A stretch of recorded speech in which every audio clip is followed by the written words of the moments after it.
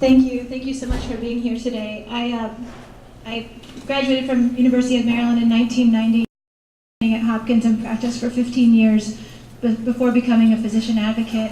And I just want you to hold in your hearts the feelings that you had today when you were laying down and hearing the names of the people that have been killed wrongfully and without justice in this country, because it's important that you remember that energy, those feelings, and that you channel those for change. Physicians have a really long history in the United States of being involved in social movements. If you haven't heard of the Medical Committee for Human Rights, I recommend that you look that up.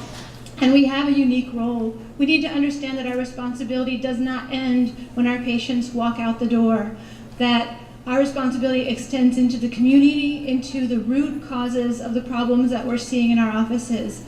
This political and economic system that has very little regard for human life.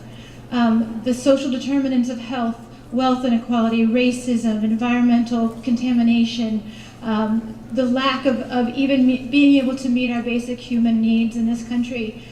It's our responsibility as professionals to work hand in hand, to stand side by side with people in the communities to work for change. Because only by standing up and saying no more are we going to change what's going on in this country. I just want to let you know that I'm sure you're aware that today is the 66th anniversary of the Universal Declaration of Human Rights.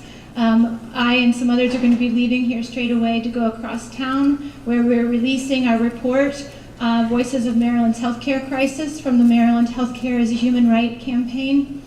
It's a crisis that continues, and we see healthcare as one of the fundamental places where we can organize and empower people to stand up and fight for their rights and demand that they no longer be violated.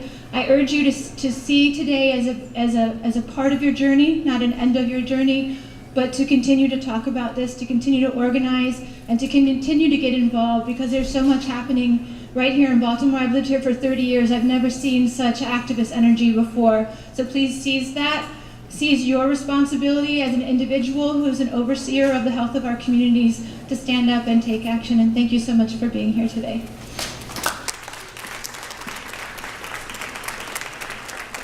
Thank you so much, Dr. Flowers. Just to echo what she was saying, we do not want the conversation to end here. So as we begin to close this event, we encourage everyone to continue having conversations about your role in addressing the explicit and implicit discrimination and racism in our communities. We need to reflect on the systemic biases embedded not only in the justice system, but in our educational curricula, in our learning environments, and all institutions of power, because these biases have real consequences. We urge you all not to remain blind to racial injustice, because Black lives matter and all lives matter.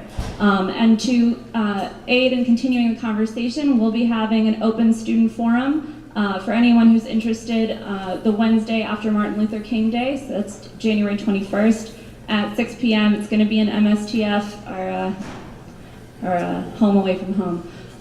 Thank you guys so much for coming. I hope you enjoyed yourselves, got something out of this experience, and thank you.